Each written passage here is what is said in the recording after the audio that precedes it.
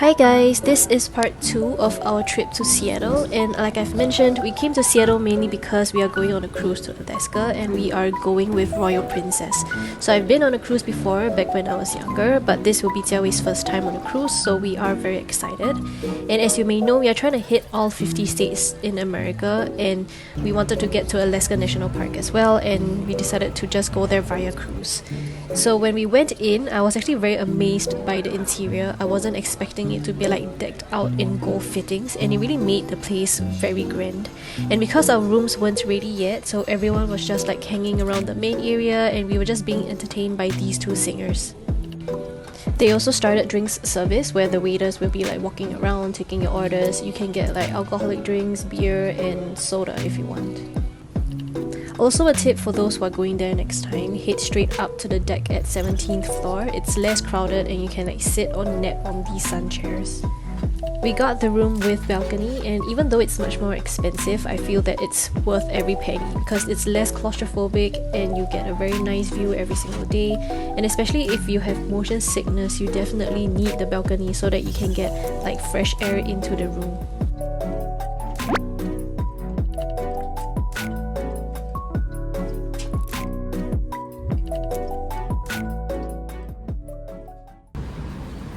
We are still waiting for the ship to depart, and the first thing we did was actually to wash clothes.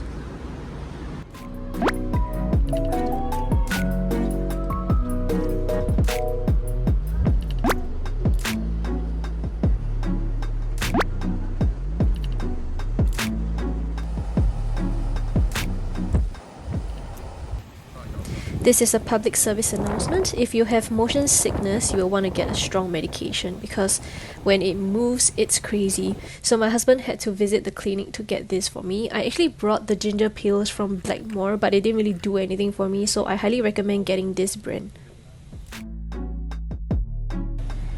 I didn't video down every single shop, but there's a lot of things that you can buy there. But more people actually come here for the casino, and you can only play the casino when the cruise is sailing, not when it's docked. There's also an arcade for kids. It's pretty small, but at least there's something for them to do.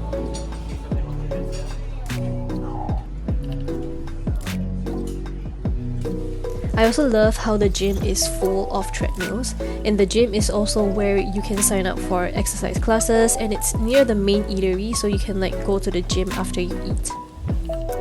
At the top deck, there's a huge screen where they will play movies at night, and right beneath the screen is where there will be live bands.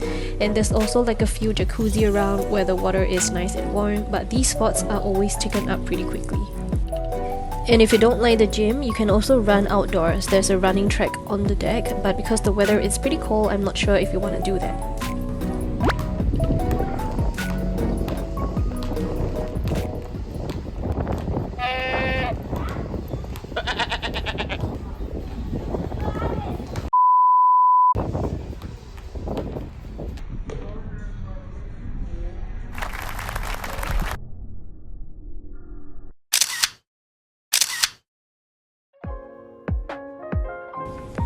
For activities in the ship, you need to download the Princess Cruise mobile app, and from that app you can actually view a list of things to do, and you can also like order food. So it's very useful. You can like meet up with people, listen to talks or live music, and you definitely won't get bored.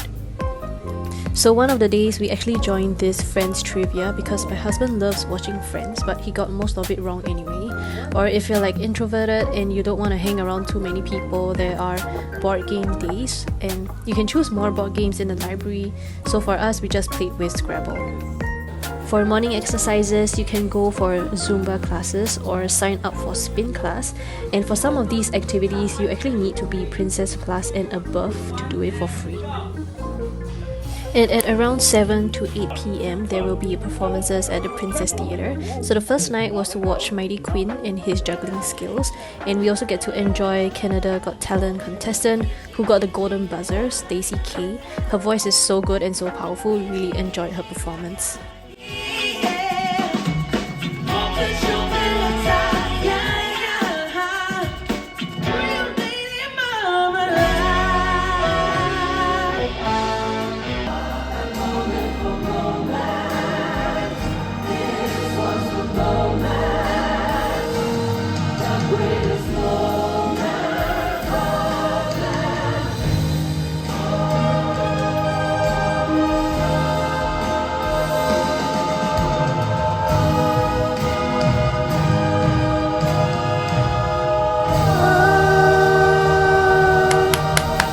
Bravo, bravo.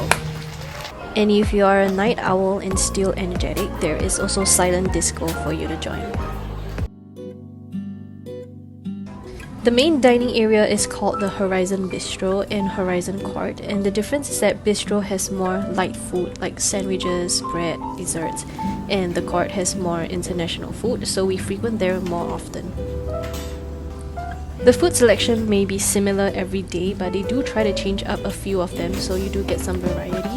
For example, on one night it would be like Asian food, and then the next night you'll have like Mongolian food, and then the next it will be an Indian cuisine, so the food is actually not bad and we quite like it.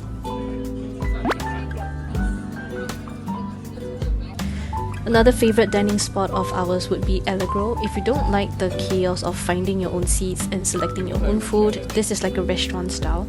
I would always order calamari, and my favorite is actually the spaghetti aglio olio. Even though it's a plain dish, it was so flavorful and so oily. We also went to Concerto, which is another dining spot, but I didn't quite like the food they served there, and also the service wasn't the best, so we have only been there once. The next two places are only for people with Princess Plus. You are entitled to 2 casual dining, and the first one we went was Ocean Terrace, where they have sushi, but don't expect like restaurant quality sushi because the rice was like very clumpy and everything tasted a bit mushy. And the next place is Alfredo, and this is one of our favorite places as well. So if I've known earlier, I would have spent both of my dining experience here. The food is much better than Ocean Terrace. So my husband had this tomato and cheese salad, which is good, but I got something normal like a minestrone and it just tasted very average. The pizza was freshly baked and everyone got a huge pizza to themselves, and I know I couldn't finish everything, so I chose some pasta dish instead, and I think I'm the only one not eating pizza at that restaurant. And it's so cheesy, so they served it in a small portion, but it's really very good. And they also gave us this dessert, which is kind of like an apple tart with jam and vanilla sauce. Honestly, I can't remember, but I like that it wasn't overly sweet. With Princess Plus, you get 15 drinks per day, but unfortunately I'm not an alcoholic, so one was enough for me. But to use up my quota, I would normally order non-alcoholic fruity blends or maybe like soda. And you can actually order drinks almost everywhere on the ship. So not all alcoholic beverages are included in the package. Like we saw these random stands along the deck and we decided to try one, but we ended up being charged for it at the end. So it's an Alaskan coffee with Denali coffee whiskey, whipped cream and biscuit, and someone ordered this, the lady behind copied him, and then we copied the lady. So yeah. And my husband said that this is a good combo. It makes the whiskey much more drinkable. Since we can't walk around Glacier Bay National Park, they brought the gift shop on board, so because we collect national park magnets, we went in to get our magnet.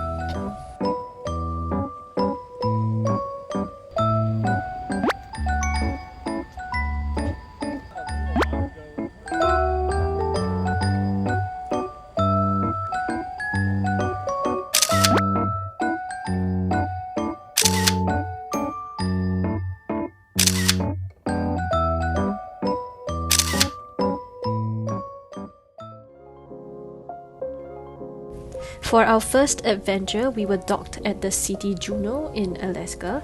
So this was the only time we could visit Starbucks and get our Alaska state mark. So we actually rented a car to drive around, and the owner of the car was so nice to give us like a list of less touristy things to do. And there were only 2 Starbucks in the area. The first place was in Fred Meyer, so we went there, but they only had the larger cups and we were actually looking for the smaller ones, so we went to the second outlet, and thankfully that outlet had them. If not, our collection would be ruined. After that, we drove to this place called the Mendanhall Glacier National Forest to see some glacier and waterfall.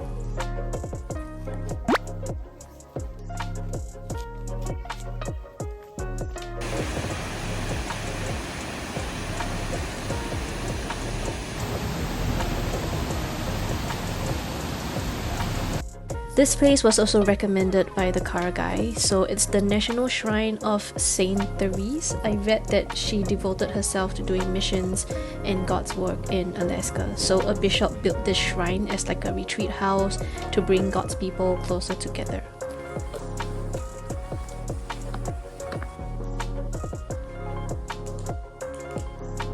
The car guy also recommended us to try Embark because this place sells very good fried halibut fish. So this place is more of like a local place. There weren't any like foreigners there, and we got an Alaskan beer to try, which is not bad. And we also had the clam chowder, but they added bacon inside and it overwhelmed the seafood taste, so it just tastes like carbonara. There were only like 3 pieces of halibut and it costed us like $20, and apparently it's expensive because there's a limit to the amount of fish that can be harvested, but it's actually really very good and juicy and not dry at all even though it's fried. Then we also visited this taku whale sculpture. It's a life-scale bronze whale which was built to commemorate like the 50th anniversary of Alaska's statehood.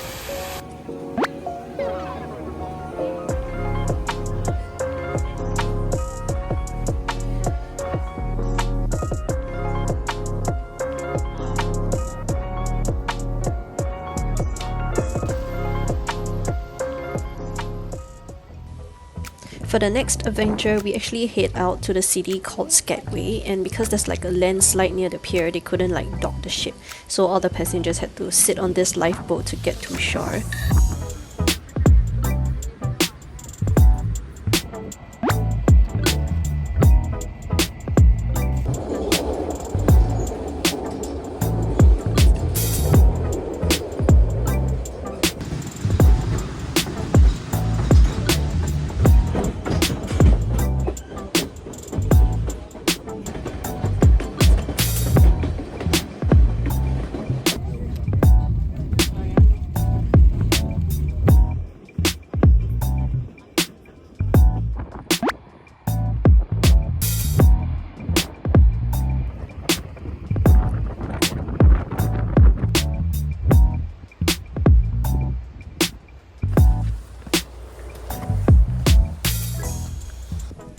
We were walking around town looking for things to eat, and we came across this place with long queue, so we went to check it out. And this place is called Alaskan Fry Bread. Basically, it's like Auntie Anne's, where they fry the bread and then just coat it with cinnamon sugar.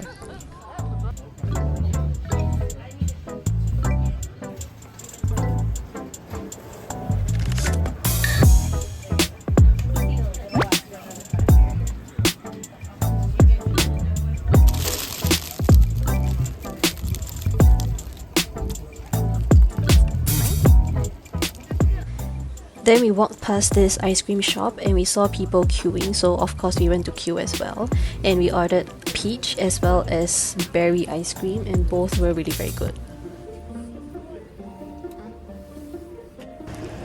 For the last outing, we came to Ketchikan, the salmon capital of the world, and we visited Creek Street. So Creek Street was historically a red light district because of like the fishing industry, which is predominantly a mill workforce. But now it's just a tourist destination where you may have a chance to see like salmon jumping out of the stream, but we didn't manage to see any. We also chanced upon this totem heritage center. We saw a lot of totems in town, and apparently totem toes were traditionally carved to honor like important people or to commemorate significant events, but they have never been worshipped as like religious objects.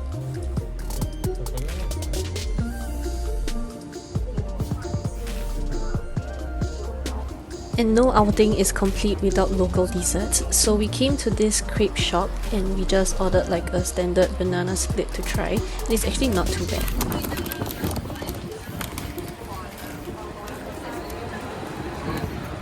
Before heading back to the ship, we also stopped by Jellyfish Donuts. They are known for their salmon donut, but I wanted something sweet and not savory, so we just got something normal instead. We got milk and cookies and moose tracks, and honestly I'm not good at describing food, but everything we had so far has been delicious.